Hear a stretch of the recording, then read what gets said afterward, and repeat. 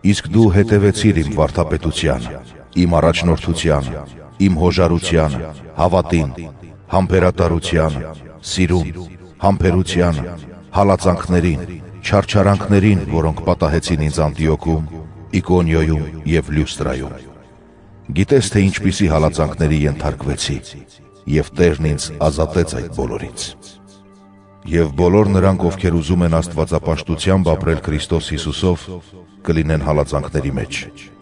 Իսկ չար և խաբեբա մարդիկ ավելի առաջ կգնան չարության մեջ, իրենք մոլորված ուրիշներին էլ կմոլորեցնեն։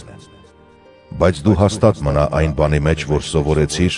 և որին հավատարիմ եղար։ Գիտես, թե ումից ես սովորել, որովհետև մանկուց գիտես Սուրբ Գիրքը, որոնք կարող են քեզ իմաստուն դարձնել փրկության համար, այն հավատի միջոցով, որ Քրիստոս Հիսուսով է։